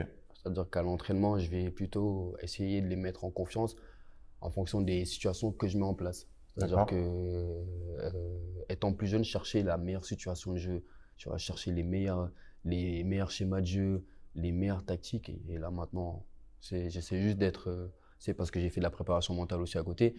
Et il y a ce qu'on appelle l'entraînement SMART. Tu vois. C'est vraiment mettre cette dimension-là mentale dans l'entraînement que forcément tu proposes. C'est-à-dire qu'au lieu de chercher une situation qui n'a pas forcément à avoir un lien avec la situation qu'elles vont rencontrer un match, c'est-à-dire je vais prendre une situation beaucoup plus simple, tu vois, mais dans des conditions de match. C'est-à-dire que je ne vais pas forcément faire de match, tu vois, parce qu'on est encore dans des situations d'échauffement, de situations de, comment ça s'appelle, 3 contre 0, 2 contre 0. Mais la situation que je vais mettre en match sera retranscrite dans le collectif qu'on va retrouver après lorsqu'on sera en match. Ce qui fait que le discours que je vais retrouver, qu'elles vont retrouver lors des matchs, aura un lien en fait avec l'entraînement. C'est-à-dire que limite, quand tu vas dire un mot, elles vont capter direct. Exactement. C'est pour ça qu'on dit parfois il y a des gens qui n'écoutent pas en étant morts parce qu'en fait ils captent. C'est ça. En fait, c'est pas qu'ils n'écoutent pas, c'est que, en fait, quand tu as dit un truc, tac, ils se sont dit, ah, c'est vrai, ça me rappelle. C'est ça. Il y a cette phrase mythique, tu vois, et je pense qu'on est coach et par moments, il y a nos émotions qui prennent le dessus. Et on a tous déjà potentiellement sorti cette phrase-là qui dit, mais on a déjà bossé à l'entraînement, vous foutez de moi. Ouais. Voilà, mais c'est qui le fou qui met les situations à l'entraînement ou quand tu pars dos au panier et qu'on te demande de revenir vers le panier? Voilà, tu vois, c'est des petits liens comme ça qui font que derrière, c'est beaucoup plus clair. Et aussi, grâce à la prépa mentale, tu vois, il y a ce qu'on appelle l'imagerie mentale, tu vois. Et ça, c'est un truc que je pense qu'on a un peu tous en nous. On travaille pas assez. Parce que moi, j'aurais là un micro-documentaire sur les sprinters. Et justement, on parlait de visualisation. Parce que c'est un truc. Il y a certains coachs, je pense même pas qu'ils en parlent à leur joueur. C'est important de visualiser. C'est des connaissances aussi. C'est des connaissances à avoir. Pour moi, je n'ai pas fait beaucoup d'athlètes, mais moi, pour le coup, je suis entre guillemets un geek. C'est-à-dire que je m'intéresse à tout ce qui touche au sport, de manière générale, au-delà du basket. Donc, en fait, la visualisation, il y a la mémoire des muscles. C'est des choses qu'il faut travailler. C'est ça. Tu vois. Et le truc, c'est que, comme tu dis, c'est super intéressant parce que il y a des coachs en vérification de jeu où, quand il y a un panier, on ne fait pas de mise en jeu. Tu vois. Donc, du coup, il y a des coachs qui ont du mal à amener cette chose-là supplémentaire. C'est-à-dire que moi, j'ai eu un coach, il a fait un truc super intéressant, c'est qu'à un moment, à l'entraînement, il a pris le truc du chrono, là. Il a calé 3 minutes. Il a fait une situation, vas-y, vous avez 3 possessions, vous êtes à 6 points de retard. Il vous reste 2 temps morts. Il reste 3 minutes. Eux, ils ont un temps mort et ils sont 6 points d'avance. Un capitaine dans chaque équipe, de gérer la situation. Ce truc-là, ça fait progresser. Et moi, personnellement, c'est un truc, de temps en temps, quand je vois que les fins de match, mon équipe gère un peu mal et tout, tac, aux entraînements, je refais. Pour voir un peu comment on réagit. Et là, du coup, moi, je vais apporter mon expertise, entre guillemets, en tant que coach, pour leur dire, tu vois, là, et pour les joueurs, c'est plus simple de l'intégrer quand tu es dans ce sens-là. De visualiser, de Exactement. comprendre, d'interpréter. Tu vois, là, on tombe dans la visualisation, dans le muscle memory, c'est-à-dire que c'est comme une presse, tu vas pas, ça, pour des jeunes joueurs, pour les seniors, c'est un peu complexe, mais pour les jeunes joueurs, c'est quand tu travailles à l'attaque d'une presse, s'ils n'ont pas la pression à l'entraînement, ils sauront pas gérer la pression. Parce qu'ils n'ont jamais vécu. Les seniors, ils ont jamais vu des presses, entre guillemets. Alors que les jeunes joueurs, faut qu'ils l'envoient, faut qu'ils le subissent, faut qu'ils échouent. Tu vois l'importance d'échouer. C'est pour ça que c'est mieux d'échouer à l'entraînement qu'au match. Exactement, prendre des risques. Exactement. Donc voilà, mais du coup, il y a cette dimension aussi, tu vois, sur la préparation mentale que j'essaie d'amener maintenant, que ce soit dans le discours, même dans les gestes, tu vois. Mais lorsque j'étais plus jeune, j'avais pas les mêmes gestes que maintenant, tu vois. Le fait de monter la voix pouvait passer pour des cris de mécontentement, alors que maintenant, je peux monter la voix et automatiquement, je vais te mettre le petit check qu'il faut. Ou je peux te regarder en ayant ce regard-là, voilà, quoi, déterminé, fâché, mais tu vas comprendre automatiquement que là, c'est le moment d'augmenter aussi l'intensité, d'augmenter son niveau de concentration, ou même cette dimension-là aussi, sanction, tu vois. Et les filles, elles ont besoin de comprendre pourquoi est-ce qu'on me sanctionne. Parce que sinon, ça va devenir des robots à sanction, tu vois. Exactement. Ça, c'est, moi, je pense que c'est la nouvelle génération de coaching qui a évolué là-dessus. Et là, tu es dans cette dimension-là où après, mais le joueur ne veut même plus, tu vois. Tu vas le sanctionner. Bon, mais bien sûr qu'il va l'accepter parce qu'il est à l'entraînement, tu es le coach et s'il n'accepte pas, tu vas sanctionner le groupe, tu vas sanctionner, voilà, quand tu le feras pas jouer, tu vas le prendre en entretien après. Vas-y, j'en ai marre de l'entretien avec lui. Voilà, c'est vraiment sur une saison, en tout cas, lorsque moi j'ai mes groupes en main, c'est d'essayer d'intégrer aussi toutes ces notions-là qui vont faire en sorte de faciliter le travail du coach qui va recevoir aussi derrière. Tu vois, c'est l'entraînabilité. C'est ça, exactement. Et tout se passe à l'entraînement. Si tu peux définir l'entraînabilité, s'il te plaît, parce que c'est pas pour critiquer mes prédécesseurs sur certains de ces procédés que j'ai eu et tout ça, mais quand tu as une équipe et qu'elle ne sait pas s'entraîner, c'est très complexe. Est-ce que tu peux juste il y a plusieurs choses qu'il faut prendre en compte, tu vois. C'est quel est l'objectif aussi du coach? C'est est-ce que de juste gagner ou est-ce que de juste faire en sorte que les joueurs le valident en tant qu'entraîneur? Donc forcément, c'est beaucoup plus simple. Vas-y, bon, tu vois, il y a des coachs moto, tu as des coachs qui sont un peu plus professionnels, qui forcément sont beaucoup plus décalés, même en termes d'âge, tu vois, de la génération. Tu as des coachs qui font un peu l'entre-deux, tu vois, et même parmi les coachs qui font l'entre-deux, bon, ben, tu en as certains qui sont tellement pédagogues, disciplinés, qu'ils arrivent vraiment à prendre le recul sur la relation qui doivent tenir aussi auprès du groupe. C'est vraiment l'entraînabilité. Pour moi, c'est vraiment rendre le joueur, ou du moins faire en sorte que le joueur puisse s'approcher le plus possible de ce qu'on pourrait avoir dans le monde professionnel, tu vois, c'est-à-dire mettre en place des règles, mais pas non plus des règles de vie trop poussées, tu vois, mais rien que le fait d'arriver à l'heure, mais garder cette rigueur-là sur toute la saison pour tout le groupe, pour tout le monde, faire en sorte qu'à l'entraînement, que l'équipe développe une certaine posture d'entraînement, tu vois, personne ne se pose au sol, personne rigole, lorsque le coach parle, mais tu parles pas en même temps que lui, c'est vraiment plusieurs des règles de vie un peu à l'entraînement, quoi. C'est ça en fait, plusieurs règles de vie qui vont faire en sorte que sur une saison, quand un joueur se développe, que sur le terrain, il n'y a pas que des règles de vie aussi quand dans du terrain, tu vois. C'est aussi l'exigence que le coach va mettre sur le terrain, sa volonté aussi à vouloir faire respecter la vie de groupe, l'effort du groupe, la discipline du groupe, mais c'est vraiment l'individu, mais dans le collectif. Et il faut que ce soit la même chose pour tout le monde. Et c'est là où, après, Ça devient aussi une difficulté pour certains coachs parce que quand tu commences à faire trop de cas par cas, comme je t'expliquais tout à l'heure, quand aussi tu dois revoir tes règles à la baisse, est-ce que tu consultes tout le monde ou est-ce que tu les revois à la baisse juste pour une tête ou deux?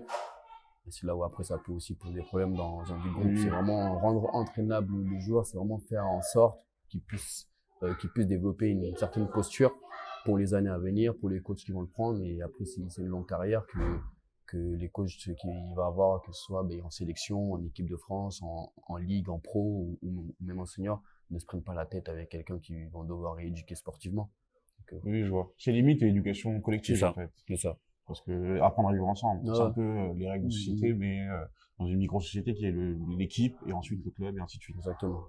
Ok. Et juste tout à l'heure, on a parlé de profil un peu des coachs qui sont distants, soit il y en a qui sont à fond dedans en mode on est une bande tous ensemble et tout ça, soit il y en a qui font entre deux. Toi, tu te décrirais comment en termes de profil? Est-ce que tu es plus celui qui prend de la distance, celui qui est entre deux, ou celui qui est vraiment mon groupe, c'est ma famille? Mais après, tu vois, la chance que j'ai, c'est que je pense que je suis aussi entre une passerelle. Je suis de l'ancienne génération, mais comme je suis proche de la nouvelle, tu vois, là j'ai 29 ans. Je sais pas si c'est génération. Non, mais tu vois, j'ai Oui. 29 ans, mais j'ai eu l'éducation un peu de l'ancienne génération, tu vois. Tu veux mériter quelque chose, faut te battre pour. Y a forcément rien de facile. Tu dois, voilà, quand même si tu dois ramer, tu rames, quoi. Tu vois, Ouais, tu mais moi, dois te lever tôt le matin, tu te lèves tôt le matin. Y a rien qui t'est forcément donné. Et ça, c'est super difficile, tu vois. C'est-à-dire, j'ai grandi comme ça, tu vois. Et même, je me suis forgé comme ça, même mentalement. Et en même temps, tu as l'ancienne génération où j'ai fait la passerelle, tu vois. Là, je voyais mes anciens qui étaient là, Et là, il y a la nouvelle génération où, forcément, génération écran, qui bouge pas beaucoup. Moi, j'étais tout le temps dehors. C'est vrai. Même lorsqu'on fait les jeux, là, tu vois, et qu'on est en famille, tu vois, même lorsqu'on fait les jeux pour savoir, tu vois, quoi, tout ce qui est quiz, tu vois, dessins animés, tout ça, compagnie. Mais moi, je sais rien, moi, de tout ça.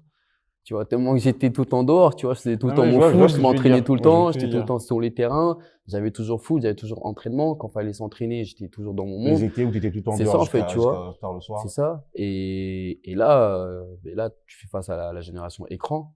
Et là, c'est complètement différent, tu vois. Et la chance que j'ai, c'est que je fais la passerelle entre les deux. Mais là, même actuellement, j'apprends à créer et à nouer des liens dans la cohésion, dans la cohésion du groupe. Parce que j'ai encore du mal aussi à me dire que y a une nouvelle génération.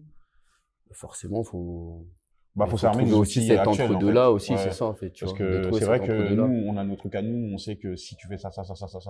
Après, alors qu'il y a les jeunes d'aujourd'hui, tu mets un jeu de cartes, ils sont fous, ils sont sur leur téléphone, tu vois. Alors que nous, on pouvait jouer en cartes. C'est ça. Mais du coup, pour l'instant, tu vois, je suis plus dans ce truc-là où je prends le recul quand même pour observer avec le groupe. Et dès que j'ai l'opportunité de pouvoir aussi faire de la cohésion dans un premier temps sur terrain, tu vois. Et après, dans un second temps, à l'extérieur, qu'on puisse manger ensemble, faire des petites choses ensemble, c'est quand même des choses quand même très, très importantes. Mais j'ai encore un peu de mal aussi. Oui. Après, c'est des choses qui s'apprennent, mais je pense que si tu atteins ce cap-là, ça va encore, tu vas encore step up. Comme je t'ai dit, tu vois, j'apprends aussi. Tu vois, même là, j'apprends encore, tu vois. C'est ça. Et quand tu as différents groupes, là, tu vois, les jeunes U13 de sélection, tu as des filles qui viennent de partout et qui sont pas entraînées de la même façon partout. Exactement. Tu vois. Et c'est là où, toi aussi, tu dois aussi trouver cet entre-deux-là, entre celles qui ont l'habitude de rigoler à l'entraînement, mais qui ont du potentiel, donc que tu dois forcément présenter en sélection pour qu'elles aspirent à rentrer au pôle, et celles qui ont été entraînées à la dure, et que tu sais forcément que tu vas pouvoir les pousser un peu plus, et essayer de trouver l'entre-deux pour pouvoir mettre tout le monde en valeur. Exactement. Et c'est aussi, tu vois. Trouver le bon mix et tout ça. C'est ça. Ouais, je vois du coup, j'ai de la chance, tu vois, j'ai cet entre-deux-là. Mais pour l'instant, je me situerai plus dans ce truc-là. Et puis même par rapport à ma posture, tu vois. Je suis un homme, je coach des jeunes filles, tu vois. Du coup, il y a aussi cette distance-là, cette posture-là qu'il faut quand même tenir. Donc voilà. Ok, d'accord, je vois. Très bien. Mais ok. Mais du coup, pour finir juste le basket féminin et tout, tout à l'heure, tu parlais un peu de rôle modèle et tout. Est-ce que tu penses que depuis, entre guillemets, nos débuts, et là aujourd'hui, tu penses que la représentation du basket féminin ou même des athlètes féminines a évolué dans le bon sens? Énormément. Tu vois, là déjà, je vais parler des médias. Tu vois, il y a beaucoup plus de médias qui et qui poussent le basket féminin qu'avant, tu vois. je dis pas qu'avant les gens ne le faisaient pas, tu vois, mais Non, c'est clairement vrai. c'est ça. Mais il y a ce facteur aussi sociétal, tu vois, qui fait que quand tu fais du basket féminin, ben, tu as plus de facilité aussi à avoir des subventions. Non, mais il faut le dire, Ouais, tu vois, c'est vrai. tu vois. Et il y a cette dimension, tu vois, il y a cette dimension aussi, tu vois, financière qui prend le dessus. Et ça, faut marquer le coup, tu vois. Mais je confirme, tu vois, selon moi, hein, et toujours, tu vois, et selon mon avis personnel, tu vois, le basket féminin a pris toute une autre dimension là, depuis quelques années, tu vois. Et, euh, et là, tu me parles de rôle modèle, tu vois, c'est qu'avant, tu avais Céline Dumer, tu vois, qui a vraiment poussé les, tu vois, qui a vraiment, tu vois, c'était la seule. Quoi. Et là, maintenant, quand tu Il y as en a Gabby beaucoup. Williams qui est là, Marine Journée, qui maintenant fait parler d'elle, tu vois, même des choses comme Mais Olivia pourquoi? Epoupa, Elle tu vient de chez vois, vous en plus. c'est ça. Elle vient du PB, Mm. qui je pense n'a pas forcément eu le crédit qu'elle devait avoir aussi, tu vois. Mais elle a quand même réussi à faire parler d'elle aussi, tu vois. Et dans le bon sens, parce que C'est ça, vraiment, c'était pas le physique, on va dire, idéal de la basketteuse, c'est entre ça, guillemets, mais c'est ça. dans sa détermination. Moi, c'est exactement ce que j'aime chez elle, c'est la détermination qu'elle a. Bah, je pense qu'elle a transmis à beaucoup de jeunes C'est aussi ça. ce truc-là. C'est ça, c'est ça. Et donc maintenant, tu vois, je pense que les jeunes filles, en tout cas, tu vois, ben, ont cette capacité-là à pouvoir se référer plus facilement et à pouvoir trouver même plus d'intérêt à regarder le basket, tu vois, parce que mais je mettrais quand même ça, tu vois, ben, en grande partie aussi grâce aux médias, tu vois, grâce aux médias féminins et puis après, il y a cette dimension-là aussi du basket 3-3 féminin. Donc voilà. Ok, très bien. Du coup, pour le sujet du basket féminin, vu que c'est un sujet très large, on va s'arrêter là-dessus, enfin là-dessus aujourd'hui, et on va aborder le second sujet dont tu avais parlé tout à l'heure. Voilà, le paradoxe du sport performance. Donc du coup, je vais te laisser la main pour introduire un peu le sujet, et après derrière on discutera là-dessus. Mm. Surtout, mais je pense que ce qu'il faut dire en premier, c'est il y a beaucoup d'appelés, mais très peu d'élus. Ok. Tu vois, je pense que c'est vraiment la phrase phare, tu vois, Mhm. pour marquer vraiment le paradoxe du sport. Et puis là, à partir de là, bon, mais je pense qu'on peut déjà commencer par le sport performance, comment est-ce qu'on devient joueur de haut niveau, tu vois. Et là, il y a plein de questions, mais auxquelles je pense qu'on n'aura jamais des réponses définitives, tu vois. Parce qu'on pense souvent que c'est le meilleur, qu'en étant plus jeune, que c'est le meilleur qui va réussir. Euh, c'est celui qui a les meilleures qualités athlétiques qui va aller plus loin, alors que souvent non, tu vois. Mm.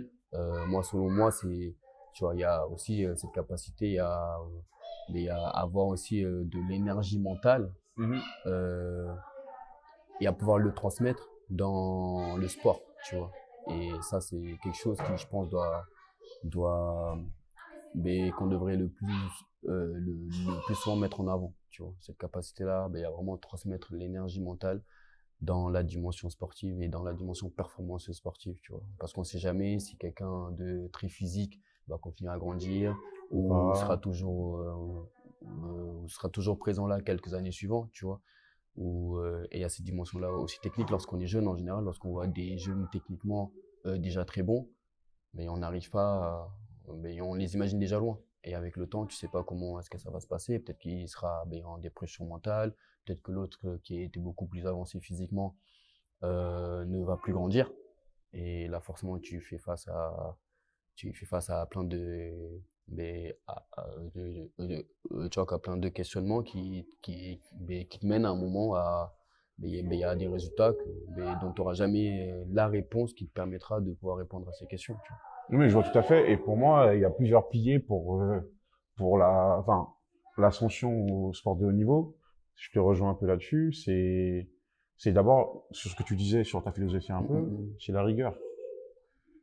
En fait, au-delà du talent, de tout ce que tu veux et tout, c'est la rigueur. Parce que l'exemple, pour moi, l'exemple de la NBA, il y a beaucoup de mecs talentueux qui ne sont jamais arrivés à NBA ou même à NCAA. Pourtant, il y a des mecs beaucoup plus talentueux. Je crois que c'est Iverson qui disait ça. Il a dit, j'ai grandi avec un mec qui était beaucoup plus fort que moi, Asia Thomas, le vrai, enfin pas le vrai, enfin c'est pas, pas de vrai ou faux, mais Asia Thomas des Pistons, il a dit pareil, son frère c'était le meilleur basketteur de la famille. Et pourtant son frère il est pas arrivé à NBA parce que son frère du coup l'a accompagné par rapport à ses échecs à lui aussi. Et moi justement pour moi il y a la rigueur, il y a l'équilibre. Quand je parle d'équilibre, je parle de tout ce qui est famille, de tout ce qui est soutien moral, mental, comme tu as dit tout à l'heure sur le mental et tout ça. C'est-à-dire que les gens qui t'accompagnent aussi. Parce que parfois, il y a des erreurs ou des échecs que certaines personnes font. C'est parce qu'il n'y a pas quelqu'un qui a vécu la même chose ou qui sait de quoi il s'agit, qui va lui dire attention là, bizarre. Tu vois, il y a ce côté-là. Et pour moi, il y a aussi une part de chance. Aussi. Parce que, comme tu dis, beaucoup de candidats, très peu de place. Bah forcément, il y a une part de chance. Parce que la chance, il faut la provoquer déjà dans un premier temps. Mais la chance, c'est aussi de se dire, bah, ce jour-là, c'est comme toi, tu racontais tout à l'heure avec ton histoire perso, t'as pas de vin physique. Tu vois ce que je veux dire? C'est que parfois, t'as fait toute la meilleure version du monde, t'es prêt, t'as fait tout ce que t'avais à faire et tout. Pas de chance, tu te pètes. Ça, tu peux pas le contrôler, ça, malheureusement, tu vois. Clairement. Et ça, c'est des trucs, pour moi, c'est super primordial d'en parler, parce qu'en fait, oui, la chance, ça se provoque. Ça se provoque parce que tu étais préparé, parce que tu as fait tous les trucs et tout ça avant et tout, en amont. Mais il faut aussi avoir la chance du jour J où, vas-y, tout va bien. Le corps, il répond, tu vois. Parce que le corps, en vrai, s'il répond pas, tu vas avoir toute l'envie du monde, c'est compliqué, tu vois. Et d'où l'aberration que moi je trouve, hein, après c'est peut-être c'est très personnel, de définir dès 11 ans qui a un profil pour aller le plus loin possible au basket. C'est-à-dire que, par exemple, les TGG. C'est-à-dire que moi je connais beaucoup de profils TGG. Soit, en fait, ils s'en foutent du basket. Soit, ils grandissent pas. Après, c'est un peu moins vrai en filles, parce que les filles, pour le coup, les profils changent. À partir de 11 ans, c'est le profil vraiment, on va dire, de l'âge adulte, parce que, on va dire, la puberté pas pareil. Chez les garçons, c'est un peu moins vrai. Et moi, je trouve que c'est dommage qu'on n'essaie pas de réadapter un peu comment dire, les critères. Je sais pas, toi, t'es dedans. Après, peut-être que ça a changé. Moi, tu vois, mais ça, après, ça reste mon avis personnel, encore une fois, tu vois. Ça reste un sport de grand. Tu vois. Oui, c'est vrai. C'est qu'on peut dire ce qu'on veut. Souvent, tu as des petits qui n'y arrivent pas ou tu as des petits qui sont mis de côté. Malheureusement, ça restera quand même un sport de grand, tu vois. Après, qu'un TGG soit mis en avant plus tôt que prévu ou soit profilé pour devenir joueur professionnel ou pas, ça, après, c'est des choix. Tu vois, c'est des choix qui vont moi, se tu faire. vois, faudrait faire un mix dans le sens où on le sait tous les deux. En fille, on sait tous que à 11 ans, on peut savoir si elle sera grande ou pas. En fille, c'est vraiment vrai, pour le coup, ça se valide. En garçon, c'est beaucoup moins vrai. On sait tous qu'il y a des U17, il part en vacances d'été, il revient. C'est ça. Tu vois? Donc en U17. Alors que si son destin est, entre guillemets, scellé à partir de U15 première année, tu vois, c'est pas qu'on perd des joueurs, parce que généralement, ces gens-là, soit ils sont motivés, ils arrivent quand même à arriver à des niveaux, on va dire, N2, N1, par de motivation parce qu'ils ont charbonné et tout. Il y en a d'autres à qui ça dégoûte, en fait.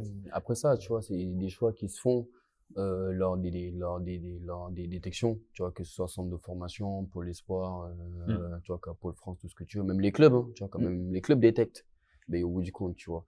Et quand souvent, tu peux tomber sur des joueurs de grande taille qui sont pas forcément déliés, qui sont pas forcément à l'aise balle en main et qui sont refusés dans des niveaux départ. Pourquoi? Parce que le coach veut des joueurs prêts à gagner. Tu vois quoi, prêts à le faire gagner. Et ça, après, c'est des choix, encore une fois, tu vois. Heureusement. Et ils jouent tous pour gagner et pas pour former les joueurs. C'est ça. Moi, c'est une parenthèse, mais je trouve ça dommage de coacher des jeunes et de jouer que la victoire. Ah, là, on va aller loin. C'est dur de, après aussi. Faut trouver un juste milieu. Je suis d'accord avec toi que c'est important de gagner pour donner de la force et ainsi de suite.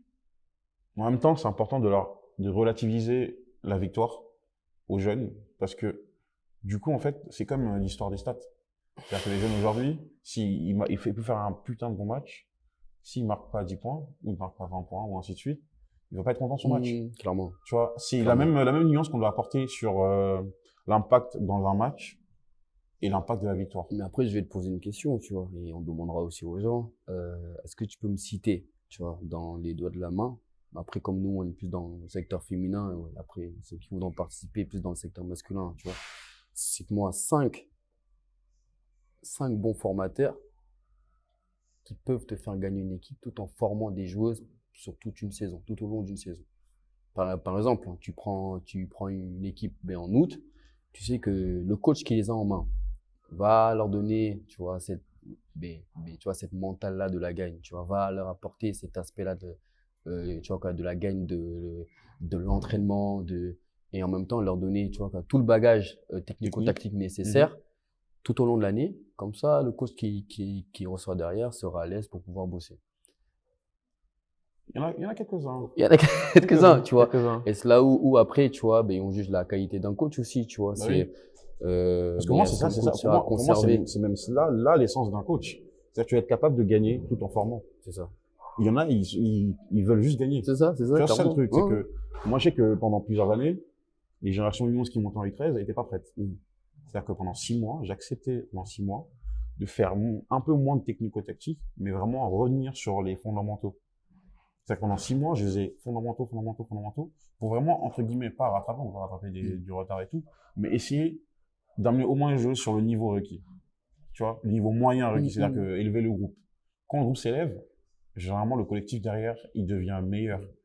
J'en parlais avec Patrice récemment, là, assistant à Passy. Et lui, justement, c'est sa philosophie totale. Moi, c'est pas ma philosophie vraiment de base, mais c'est vraiment un truc où j'ai dû, comme tu dis tout à l'heure, c'est l'adaptabilité. C'est qu'au bout d'un moment, quand je vois mon public, quand je connais le niveau, je vois mon public, je sais que mon public n'y arrivera jamais. Et si je veux qu'il arrive, en fait, dès le mois d'avril de l'année d'avant, de la saison d'avant, je les prends déjà en entraînement, en fait. Et je commence à faire ce travail tu vois, de longue haleine, entre guillemets. Et en septembre, ça dépend où parce qu'en fait, le truc, c'est que si tu veux avoir un niveau de compétition avec excellence et en même temps former les joueuses, on est à côté, il faut gagner les matchs pour se maintenir en élite ou en super élite ou en promo. Et sans oublier aussi que c'est quand même générationnel. Exactement, et que parfois tu peux avoir des trous. C'est ça. Donc du coup, l'année d'avant, tu essaies de faire au maximum pour finir au moins en super élite, comme ça l'année d'après, même si tu te rates sur la première phase, mais tu sais que toi, sur ta qualité de coach, tu vas faire le boulot pour que tu te maintiennes quand même en région sur la seconde partie de truc. Et ça, c'est, tu vois, si tu joues que pour gagner, tu peux pas le faire. Tu vois ce que je veux dire ou pas? Après, tu vois, là-dessus, tu vois, je pense que c'est des avis qui se partagent, tu vois. C'est, souvent, tu vas parler à certains coachs. Non, je joue pas la gagne, mais dans l'approche du coaching, dans ce qui montre, en tout cas, sur le terrain, il n'y a pas cette dimension aussi, formateur.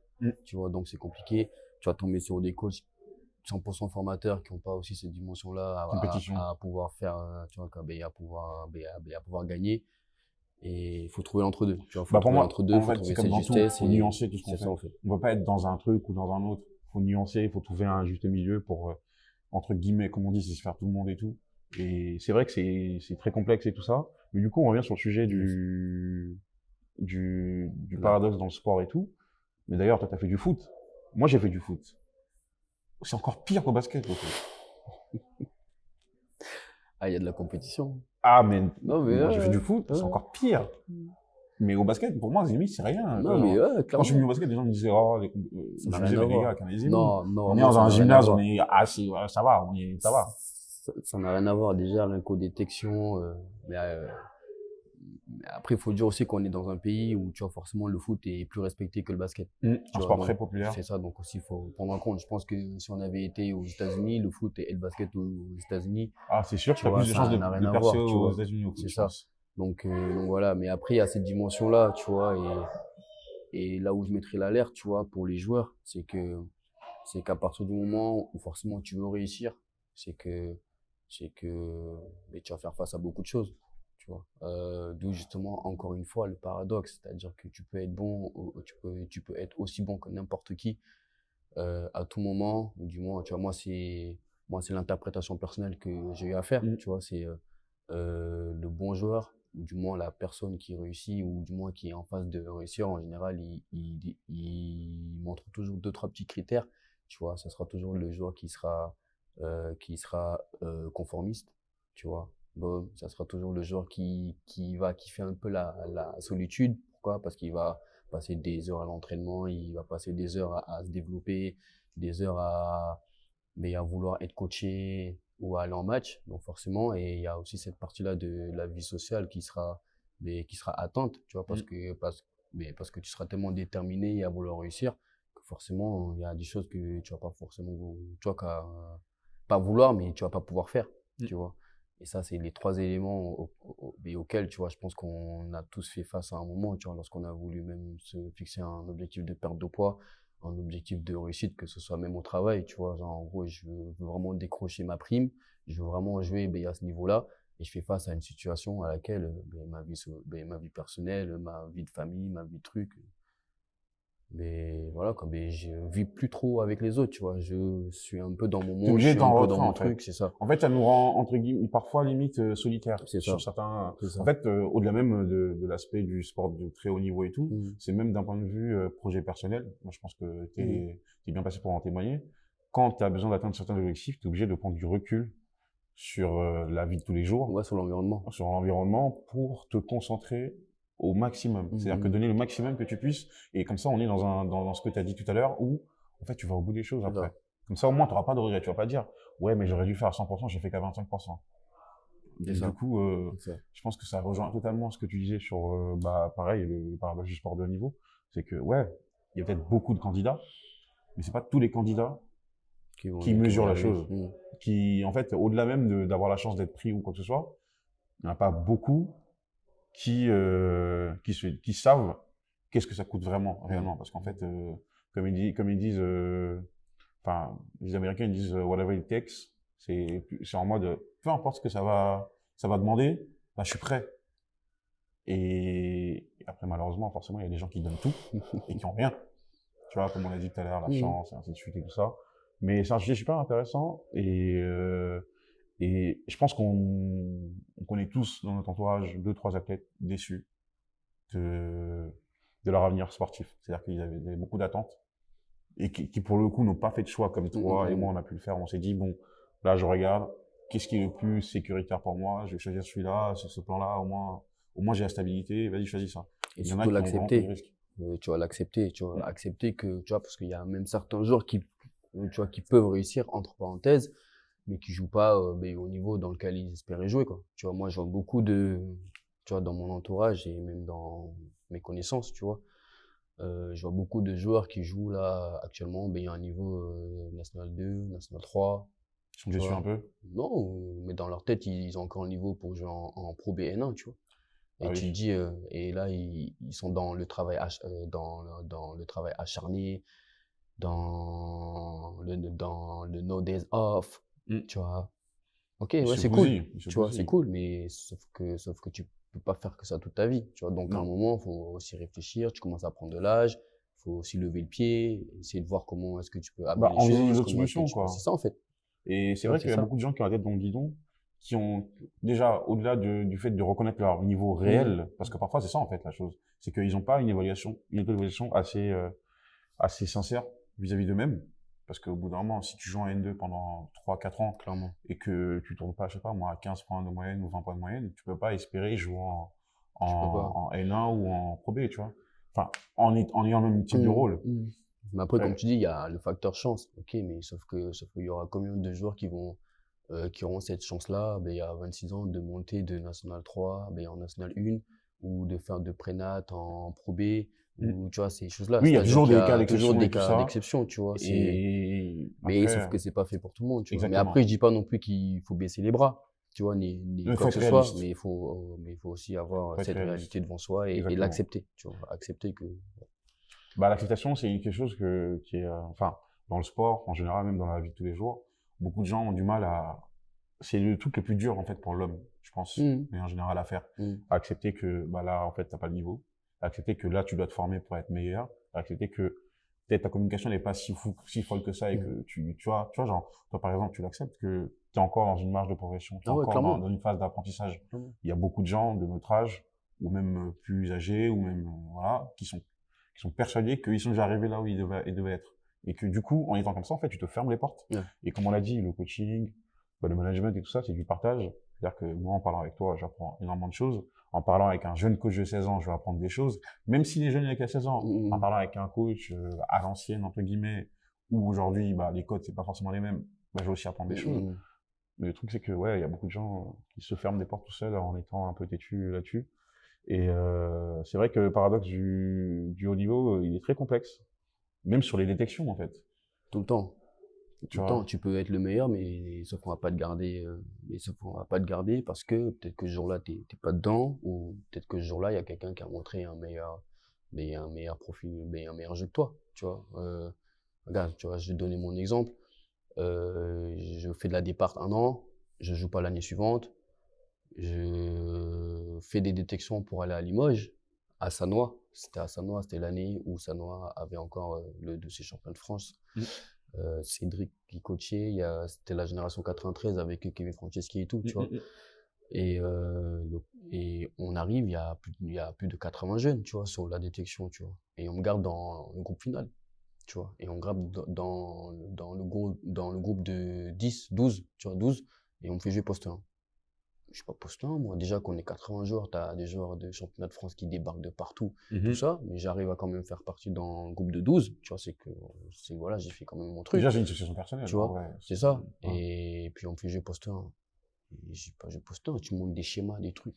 Bam, tu vois. Mais j'ai jamais vu ça, moi. Tu vois, je sors de départ, tu vois. Et j'arrive à quand même me montrer, tu vois, à quand même montrer le truc. Après, le coach vient me sortir le discours du coach qu'on connaît tous, hein. T'as des qualités, mais je te suivrai sur la saison et tout. Tu vois, c'est des trucs tout bêtes, tu vois. Mais au moins, parmi tous les joueurs championnat de France qui étaient là, mais j'en avais jamais fait, j'arrive et je suis dans les 12. Et là, j'ai quand même une première satisfaction personnelle, tu vois. Et puis même, ça m'a motivé pour aller faire d'autres détections. Oui, c'est ça. Et après, recevoir des propositions, tiens, viens jouer chez nous et tout, tu vois. Et ça, il y a aussi le facteur chance, tu vois. Mais il y a des jours sans, il y a des jours avec, et souvent, c'est comme ça, tu vois. Ouais, je vois. Les questions, ouais, c'est, bah, ce que je disais récemment, je crois, à un coach, là, il me disait, ouais, cherche un joueur, machin et tout. Après, je viens à son entraînement, je regarde un peu. Il y avait un joueur qui testait, et je lui ai dit, alors? Ah, je sais pas, il est peut-être timide et tout ça. J'ai fait, de toute façon, pour l'élection, tu vas pas dire à un mec, à un entraînement, de tout montrer.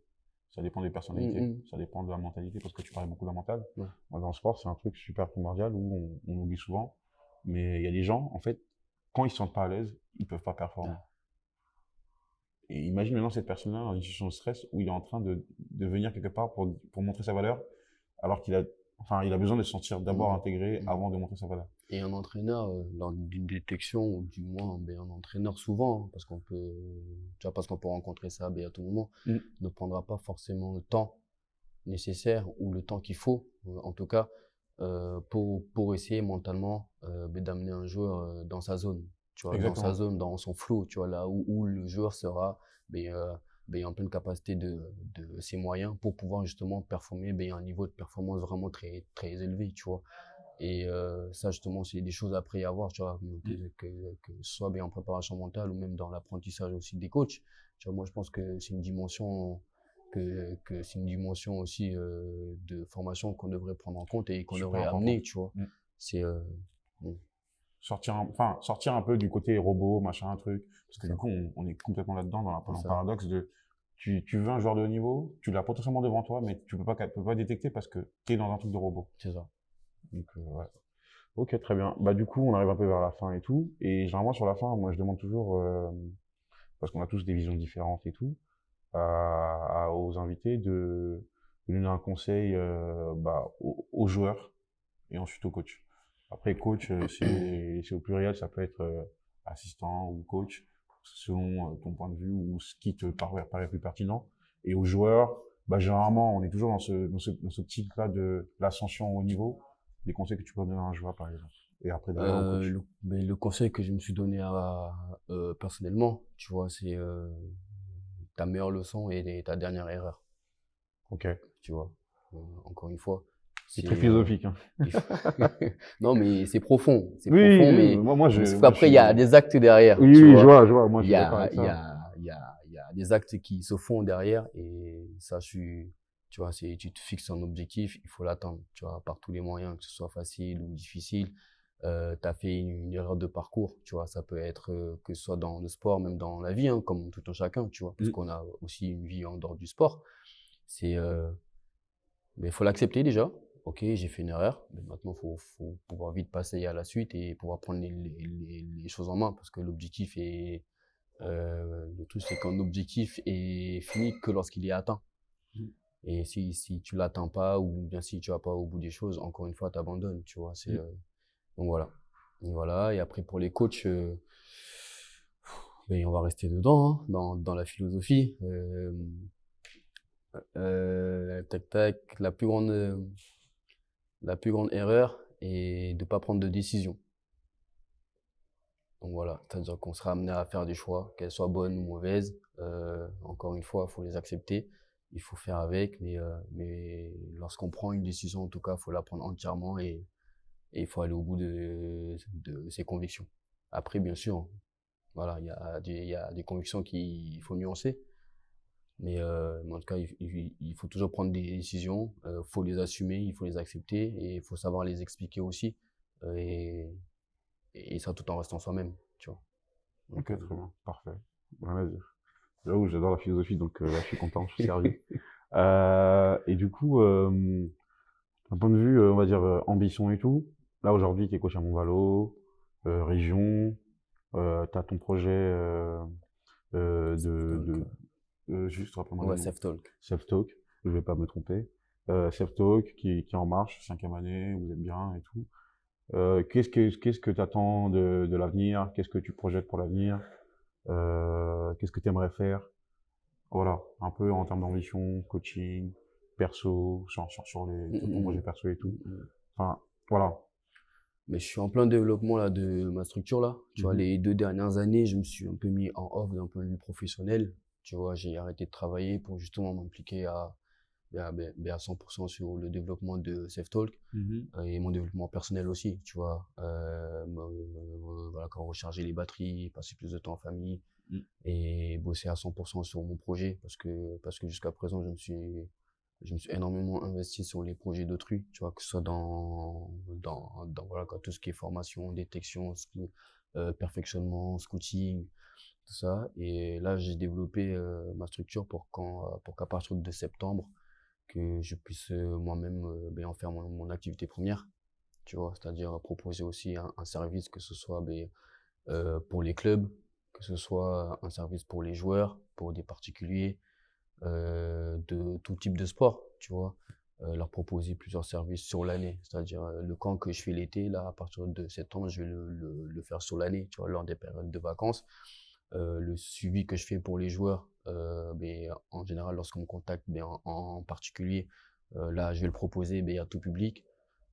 Proposer aussi mes services à différents clubs, tu vois, sur tout ce qui est perfectionnement, développement, que ce soit de joueurs à potentiel sur différentes catégories ou de joueurs à potentiel global, Ok. proposer des camps aussi. Donc voilà. D'ailleurs, si tu as besoin d'aide d'une manière ou d'une autre sur cette truc, tu peux me demander si je peux faire Avec quelque chose, je peux plaisir, faire. avec Il n'y a plaisir. pas de souci. Ça sera pour la force. Ok, très bien. Et d'un point de vue coaching, on va dire collectif un peu, qu'est-ce que tu envisages? Est-ce que tu as envie d'aller coacher plus haut, de changer de catégorie, de changer de... Jusqu'à il y a 2 ans, j'envisageais de devenir the coach, tu Ok. vois. Mais là maintenant, je sais plus trop parce que justement, tu vois, Ouais, le projet il y a personnel, cette il a pris le dimension-là pas. aussi du projet personnel qui prend le dessus Mm. sur le projet professionnel que j'avais avant. Et il y a l'âge aussi, tu vois. C'est qu'il y a quelques années, j'avais 25 ans, 26 ans. Tu vois, 25 ans, 26 ans, oui, je vais passer tous mes diplômes, je vais faire ci, je vais faire ça. Mais tu tardes. Les structures te proposent pas aussi forcément ce que tu veux. Exactement. Et le Il temps y a la passe. dimension financière, le temps passe et après à un moment tu te retrouves aussi à faire un point sur ta vie, tu vois. Est-ce que c'est vraiment ce dont j'ai envie? Est-ce qu'avec le diplôme que j'ai actuellement, je peux vivre du basket ou est-ce que je peux apporter cette dimension-là aussi, me trouver aussi des revenus en complément? Mhm. Il y a aussi toutes ces réflexions-là qu'on prend en compte, tu vois. Et là, d'un point de vue perso, dans le coaching, pour l'instant, j'envisage de rester en sélection encore. Au niveau du Mont-Valo, ça c'est des choses qui vont se faire après. Mais j'attends d'avoir des réponses personnelles d'un point de vue travail. Je suis beaucoup de joueurs et de joueuses pendant la saison, tu vois, pour apporter cette dimension aussi préparation mentale que le travail qu'on fait l'été soit beaucoup plus facile. C'est-à-dire qu'il y a Ok. beaucoup de coachs individuels qui récupèrent des joueurs sans forcément les connaître. Moi, j'accepte pas. Tu vois, par exemple, je bosse qu'avec des joueurs que je connais d'un point de vue sportif. Ça veut dire que lorsque tu me contactes, je fais pas de séance avec toi tant que j'ai pas vu de vidéo ou tant que je t'ai pas vu dans des situations d'entraînement ou des situations de match parce que ça m'intéresse pas. Tu vois, c'est pas des choses qui m'intéressent. Prendre un joueur pour prendre un joueur ou prendre un Mm. joueur pour prendre l'argent. C'est pas, voilà, c'est Ok. vraiment, Toi, il c'est y vraiment a une démarche complète, vraiment un quoi. travail qui fait sur le moyen et le long terme Mm. et très rarement sur le court terme. Donc, Et donc voilà, du coup là, pendant l'année, vraiment prendre le temps aussi, moi, de me former. Par exemple, pendant le Covid, j'ai passé ma certification en préparation mentale. Là, j'envisage de passer aussi deux, trois petites formations aussi par rapport à la dimension athlétique. Ok. Tu vois, parce que j'ai En fait, été tu viens valider athlète. un peu tes compétences. C'est ça, en fait. Les Tu vois, compétences parce que que tu as, tu viens les valider. Ça, c'est super c'est ça. important parce qu'il y a beaucoup de gens qui oublient de faire ce genre de choses. On est obligé de valider parce que c'est ça qui permet aussi de donner la crédibilité à ce que tu te donnes C'est ça. et à ce que tu t'enseignes aux gens. C'est ça. C'est ça. Et ça, moi, la crédibilité, c'est ce que j'essaie de mettre. Mais je ferai pas quelque chose que je maîtrise pas. Moi, je Tu suis vois. d'accord avec Et toi. c'est pour ça que là, je bosse avec deux préparateurs physiques aussi en annexe. Mhm. Un préparateur physique, c'est Brandon qui bosse à APBA sur le centre de formation et qui lui est est vraiment très capé, tu vois, préparation physique. Et un autre préparateur physique aussi à côté qui lui est plus secteur foot, mais qui est très cardio, stamina et tout ça. Donc Endurance voilà, pour les non-bilingues. et comme ça, c'est les deux qui m'apportent vraiment cette dimension-là dans leur point En fort. plus, je t'entoure avec des gens C'est qui sont ça, experts dans leur c'est domaine. ça. Donc, c'est Et une bonne moi, chose. j'ai vraiment la dimension basket terrain où là, par contre, tu vois, là, c'est moi. Tu vois, là, c'est moi, c'est mon identité, c'est mes yeux. Tu vois, c'est mes yeux qui voient, c'est ma tête qui réfléchit et j'essaie vraiment d'amener cette complémentarité-là sur le technico-tactique. Et donc voilà, quoi. Ok, Du très coup, bien. on voit un peu à partir de septembre où ça va nous mener, mais il y a vraiment cette volonté-là de se projeter, de développer une nouvelle structure que personne n'a encore jamais vue, en tout cas sur Paris ou du moins en France, parce que des